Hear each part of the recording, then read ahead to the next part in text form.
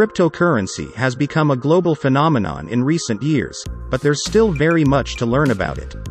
From its technological particulars that are still unknown to the general public, to its impact on global economies still unknown to pretty much everyone. Traditional money versus crypto. Let's first compare cryptocurrency to traditional money. Money serves as a medium of exchange, unit of value, a way to store value. Money as a medium of exchange was conceptualized to replace the barter system, where people exchanged products they were able to make, like grains or vegetables, for different kind or products produced by other people. But it was hard to define the value of two different commodities, so money was invented as a common denominator. To a degree, cryptocurrency is already being used as a medium of exchange instead of traditional money. The advantage of crypto is that sellers and buyers can avoid bank fees through direct crypto transactions.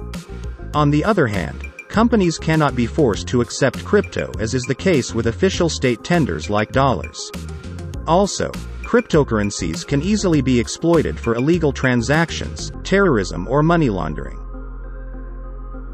Another important function of money is to serve as unit of value and fix the value of goods and services. Cryptocurrency used for this purpose is still being avoided because of its high volatility.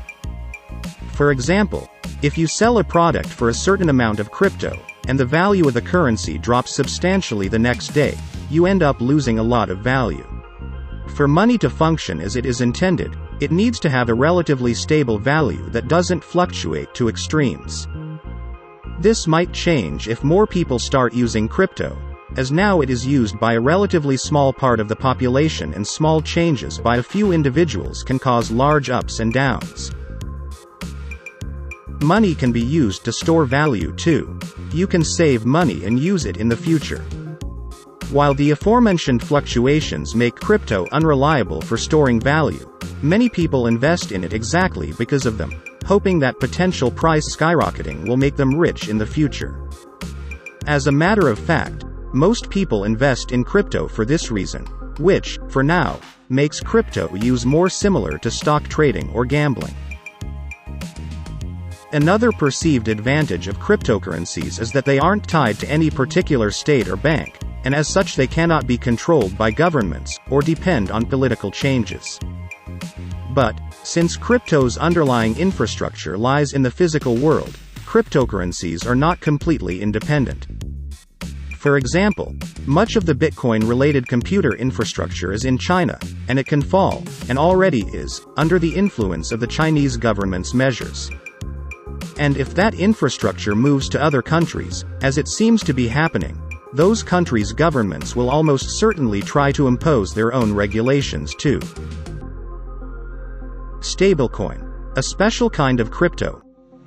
One concept has recently gained popularity as a solution for rapid fluctuations of cryptocurrency value: stablecoin. Stablecoins are cryptocurrencies that have their value pegged to another asset. That other asset can be a fiat currency, another cryptocurrency, silver or gold, or practically anything. Stablecoins try to get the best of both worlds: the stable value of traditional money, and the decentralized nature of cryptocurrency. But there are caveats too. Stablecoins are even more suitable for illegal activities since they offer stable medium of exchange with little to no control of transactions from any regulatory body. Also, the concept essentially recreates a system that already exists. And since their values are tied to other assets, anything that affects those assets directly affects stablecoins too. The hype. The hype for cryptocurrencies seems to be stronger than ever, not only among investors but in popular culture too. Crypto enthusiasts and companies are trying to capitalize on the hype big time, with a recent example being this year's Super Bowl, one of the most important yearly advertising events. Crypto companies invested a lot into Super Bowl ads, trying to win over mainstream customers. One can argue they were successful.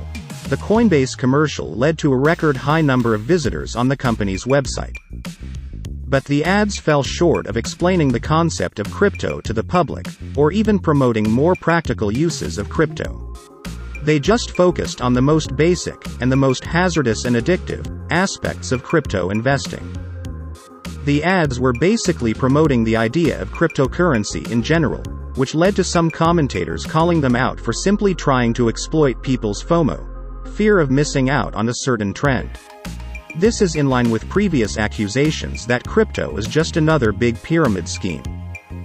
Cryptocurrencies have long been compared to pyramid schemes, Ponzi schemes and economic bubbles such as tulip mania, dot-com bubble or housing market bubbles. Critics of this kind include Paul Krugman, winner of the Nobel Memorial Prize in Economic Sciences, and Warren Buffett, famous business magnate. Simultaneously, recent news about major companies and countries taking interest into cryptocurrencies boosted hopes of crypto enthusiasts. PayPal started accepting crypto payments and Uber might be on the way too, while Tesla changed its mind a few times. El Salvador recognized Bitcoin as legal tender and Malta is working on its mainstream usage. Recent developments. U.S. government officials and the Biden administration have increasingly expressed interest in new regulations for cryptocurrency, especially in the domain of stablecoins. New regulations will probably include measures to protect investors and facilitate tracking crypto activity for taxing purposes. Bitcoin is the leader of the crypto market and a good indicator of crypto trends. Its value was changing wildly in 2021. It hit its record high and went over $68,000 before plunging down to less than $30,000. A good example of cryptocurrency volatility. The future. Cryptocurrency is still a new financial phenomena and a speculative investment with little history one can use to make predictions. Whatever people or experts say, nobody really knows. Governments will certainly try to get more hold of the situation, either by imposing more rules or by developing their own, state-controlled cryptocurrencies. The hype will probably continue, at least for some time.